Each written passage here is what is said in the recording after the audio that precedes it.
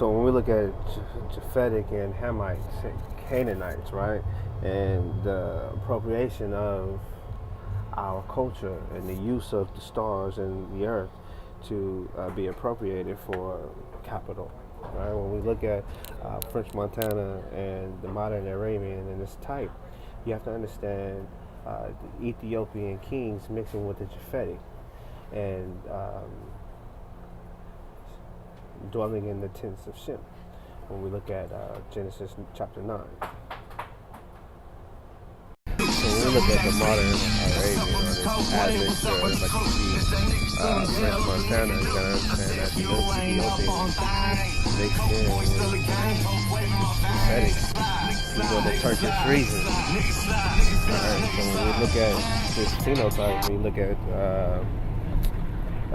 French Montana, some Eritreans, some Habashas that dwelt also in these other regions of ancient Kush. Also, you can see the mixture of some of the Ethiopians as well that had mixed in with some of these Japhetic people in these regions.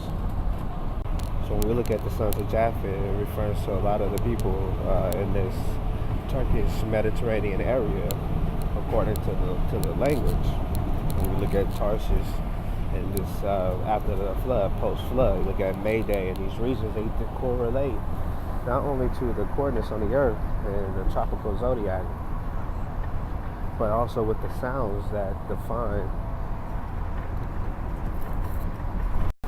This is some of the reasons why the Bible is irrefutable when it comes to a lot of historical relevance.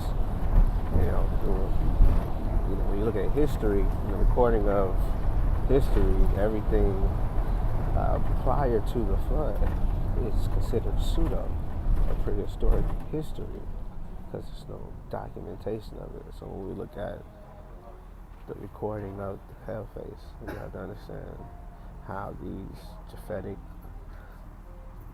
Ashkenazi regions, as you see here around Georgia and around the regions where you find like where Kim Kardashians are from, Armenia, and these regions of Persia and other regions as well. So you look at the ships of Tarshish in Jeremiah 16:19 when it talks about the second Exodus. It talks about the Gentiles coming from afar, saying that they had heard lies. Understand? So when we see this great awakening, when we see what took place here in California, you know what I'm saying, with the bonds the brothers shared. When we look at the 60 degrees east and 120 degrees west here in California, when we look at this great circle, you got to understand that these regions from where the Taurus is, from 60 to 30 degrees, is the mouth or the door to the western hemisphere. So where the summer solstice in this region is, this is the mouth to the western hemisphere. So when you look at the 33 degrees and the golden angle, the golden measure, and significance of the 33, the build up, you know what I'm saying, into the mouth. When you look at these regions of Kenya that are all around this 33 degrees between this transition from Taurus into Gemini. We understand Gemini, Horus, and the horizon, and the boundaries for the crossings over, for the crossing over into the lands of the Americas. So we look here at this region here in this Gulf and this Nile Valley, and these regions where you see the earthquake dividing this land here, this giant crack. You have to understand that these regions during the summer are all aligned with this great mathematics or this sacred geometry. So looking at the building, this region was essential to the early Asiatics, the American travelers who came in the spirit of the star systems that were played annually throughout the heavens. As we know, the circumnavigation, this is why even today we can see how the earth has been divided, continental drift, and other plate tectonics that we see mentioned throughout the scriptures. When we understand plate tectonics and the earth's tectonic plates, then the shifting of continents, movement.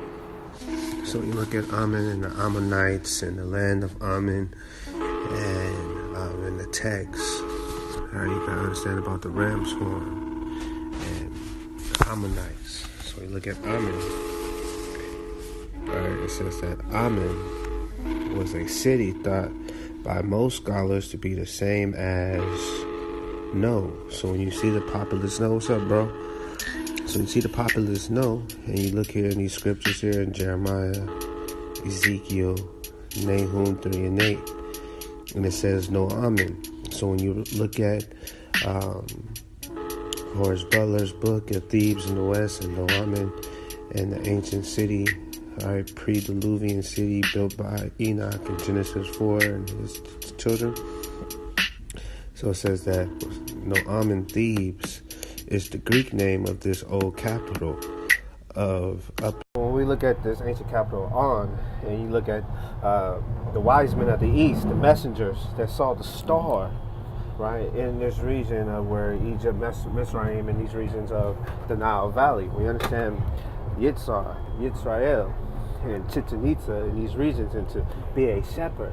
These ancient priests, they traveled following these star systems to go into certain land regions intentionally to build according to the signs of heaven. We understand a mound builder and the representation of this ancient culture. So this is why when we look at Canaan and Cajun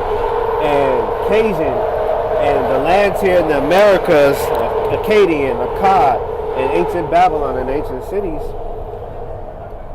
when you look at the winds and the travelings using the wind, when you look at the mayos, the magicians that came into the regions of the Orient, where the day springs,